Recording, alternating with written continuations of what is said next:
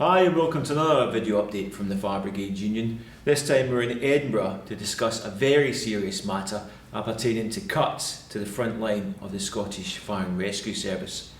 We're joined by the Executive Council member for the FBU in Scotland, Colin Brown. Now Colin, this is a significant issue that's just come up. It's come from the Scottish Fire and Rescue Service, what they call a Strategic Service Review Programme, which has identified, and I quote, 10 appliances that are to be temporarily removed from service, reduction of high reach appliances from 25 currently to 14, and the removal of specific water rescue crewing at Palmedy in Glasgow. They call it a service review programme, Colin, but this is cuts, isn't it? Yeah, there's no way to dress it up otherwise, Tam. The Scottish Government budget set out that there was cuts coming, flat cash settlement in the budget identified those cuts, and the service have pushed that data through to say these are the 10 appliances they feel will create minimal risk by removal. But it's cuts, it's full stop. Now they are saying that they've got data to almost justify these cuts, but we are pretty clear, this is budget driven, it's not data driven, this is about budgets, yeah? Yeah, if it's about increasing community safety, firefighter safety, why is the data not telling us we need more firefighters out there? Yeah. It's always a case of the data says we need fewer firefighters because fewer instances. What the data doesn't capture is the work that firefighters do that have driven down those incidents. So it's budget driven, it's financial, it's not about community or firefighter safety. Okay, so we've been up in Edinburgh for a couple of days now. We met with a number of Scottish members and officials yesterday. I have to say the anger in the room was palpable to these cuts. So I suppose it begs the question now, what's the union going to do about them? How are we going to challenge these? We need to get on the front foot with this. We are actively building media campaigns around this. Members yesterday, as you touched on, are angry. They are building this from the ground upwards, and it's now about the region supporting them to lobby MPs, to lobby MSPs, to lobby local councils.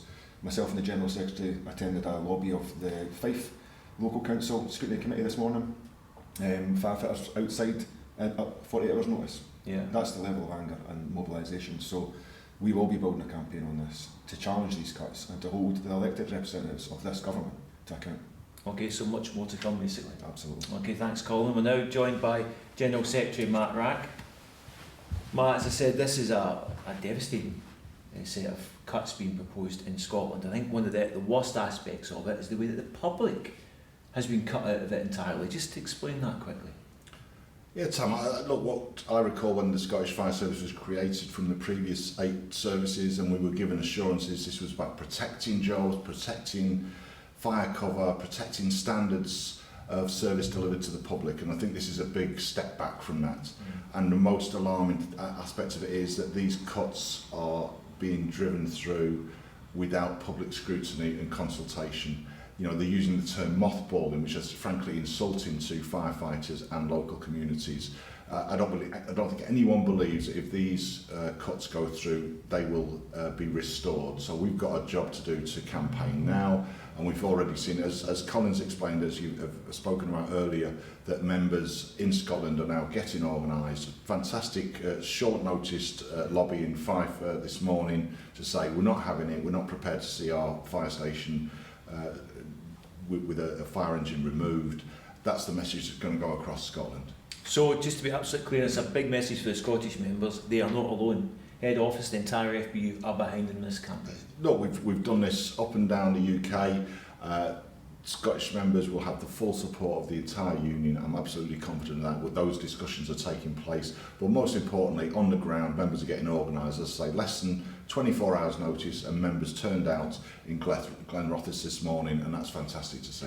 Now, Matt, we know just finally that these videos are not watched just by members, but also by politicians and senior managers. If you've got one message to the people who are responsible for the Scottish Fire and Rescue Service, what would it be? Well, it's 2 messages, I think. I think the Scottish Fire Service needs to withdraw these plans immediately and agree to properly consult with local communities. And for the Scottish Government, they need to invest in the Scottish Fire and Rescue Service, and they need to uphold the commitments they gave us 10 years ago when they created the single service. Matt, thanks very much indeed, and Colin, thank you.